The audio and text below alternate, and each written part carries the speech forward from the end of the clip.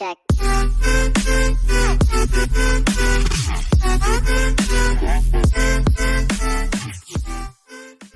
What's up everybody, my name is AAA and Crash Bandicoot the N Sane Trilogy has been out for a few days and has been crushing the competition in first week sales. It surpassed Zelda, it surpassed Horizon Zero Dawn, it surpassed every single 3D Mario release ever.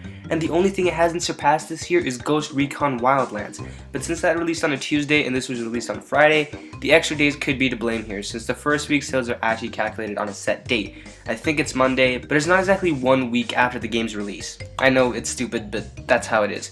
Regardless, the crazy little Bandicoot has shown to everyone who is unsure that this remaster was something we needed or just a fan-pleasing thing for a small group of gamers that it can be much, much bigger than any of us thought. It was a pleasant surprise in that Uncharted 4 Easter egg, and it's been even better to see it remastered here. But the big question still remains. Are people getting this remaster because it's a good game, or because it's a childhood memory that they just want to see once again? According to Metacritic at least, this game is by no means bad. It's standing at a very respectable 80 as I'm recording this, and there are no negative reviews yet. As for the user score, there's been an even better 8.9 there, and through the scores alone you can see that most people are enjoying the game and at least think it's good if not great. The thing is, this game has been only out for a handful of days, and the people who are buying this are probably overwhelmingly people who have played the previous iterations of the game. The Crash games were good platformers and amazing in their time, and they look visually wonderful now, but with it only being out for such a small amount of time, how many people are going to gravitate to this fairly simple platformer over some other games that they may have saved up to get? To me, the market for this game right now is predominantly led by the older players of the game, which is totally fine. It's just something to keep in mind with these Metacritic scores. I also highly doubt that any critic reviewing this game has never played the originals because this is a remaster, so that was probably a requirement for the critic in the first place. So it has great scores, but probably that's from people who remember it from their childhood. So this doesn't help us all too much with our question, so we're gonna go deeper into A, what is nostalgia, B, what made the original game so great, and C, whether this game holds up and offers 20 years worth of innovation. And hopefully by the end, we'll reach our answer. First thing we gotta talk about is what is nostalgia and why do we experience it? Well, most of us know the basic meaning of the word and have felt it sometime before. It's essentially remembering something from the past and missing it, wishing you were back there, etc. To go more in depth, however, nostalgia is more emotions based than memories based. You feel the happy emotion induced by a certain event and you think, wow, I wish I felt that happy right now. The thing about memories like this though is that they can be distorted when you start only recalling the positive aspects and not the negative ones. All of a sudden the entire thing is now positive and any negativity associated with it is pretty much purged from your head. For example, say you were on vacation and you had a really great time. Years later you're going to remember the trip fondly and you're going to think everything was great about it.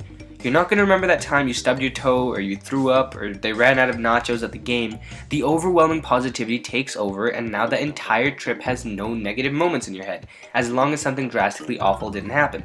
The same concept is there when you break up with someone and you forget all the arguments and all the moments of incompatibility, you just remember everything being great. So now think of Crash Bandicoot again. If you were an 8-year-old kid who didn't have much to do and your friend brought over Crash Bandicoot and it was a bonding game, you'll remember that game fondly. You won't remember the arguments you had at the time or if the controls weren't perfect. These moments are now overwhelmingly positive in your head. This can do one of two things. Either you feel like this 20-year much enhanced sequel is exactly how you remembered it right down to the visuals, even if it's not really, or you'll think that this is complete garbage and can't live up to the old games because your head now has those completely free of any flaws. We'll go more in depth in that in a second, but first let's discuss what exactly made the original game so great. Well, the first thing is that this was the franchise player for PlayStation at the time, and all the big developers were looking for mascots, and Crash became Sony's. It was the game to get on the original PlayStation, and yeah, it ended up being most people's first game. It brought 3D platforming to life in a time where 3D platformers were pretty rare, and it had its own addictiveness and charm that just worked. It was crazy innovative for the time that it was in. The games had some really fun mechanics and wonky characters, the whole thing just screamed fun and posing a decent challenge. That's what it was, a fun game for children. That was the selling point. The point of the entire game was to create a mascot for marketing. But at the time, what the game was trying to do was really impressive, and it cemented itself as a definitive PlayStation 1 game. As the series progressed, better mechanics were introduced and level design and diversity was increased, and that definitely helped. But the base of Crash's fame lies in the crazy charm and the ridiculousness of the game. Looking at games today where we have massive, beautiful open world games like The Witcher or Horizon, really compelling stories in pretty much every Naughty Dog game since Crash, with interesting gameplay and groundbreaking graphics, plus a lot of smaller indie titles with plenty of charm and fun, you have to ask the question of if Crash Bandicoot was released today, obviously with updated graphics and such like we see in the N Trilogy, would it be as successful as it is now? I'm pretty sure everyone agrees that that's a hard no on that one. It may have been an indie darling, sure, but a AAA game, the face of a system, a game so hyped its remaster sells better than one of the top 2 Zelda games of all time, and has fans clamoring for another sequel? Definitely not. Crash's fame depends on his time period, and that's okay because if the original Mario was released today, then no one would play that either. But just because it wouldn't be a popular game, does that necessarily mean it would be a bad game? Well, first of all, let me say that the remaster is done really well, and almost anyone will tell you that. As a remaster, it's not supposed to recreate, it's supposed to enhance, and it does. It enhances graphics and they look great. It enhances character models and sounds, all that stuff. It makes some tweaks to the gameplay and some of them are a little bit eyebrow raising, but overall the remaster is done really well. Although that still doesn't directly mean it's a good game. You can remaster Duke Nukem Forever and make it look all shiny, but that doesn't make it good. But AAA, I hear you saying, Crash was such a good game. Not like Duke Nukem, so it's completely different. And you're right, I agree with you that Crash was amazing when it was released, and it was one of the pinnacles of gaming at the time. But times also change. The truth is, with more power, more support, and more creativity, the standard for gaming has been constantly increasing. More and more quality games come out every day that look gorgeous and play amazing, with stunning visuals and awesome environments.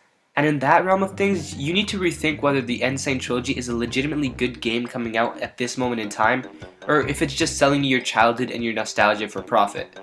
And yet, through all that, through the high standard for gaming, through the fact that at its core it's a 20-year-old game, through the fact that I've never played any of the previous Crash games before, I still really want this game. It looks fun to me, plain and simple, and I guess through all this, the best conclusion I can make is yes, the popularity of the game is due to nostalgia, and if this game was announced by a AAA developer nowadays, people would probably scoff at it. Hell, even Mario is getting an open world and letting you change up camera angles. But if this was an indie title, it would be legitimately enjoyable.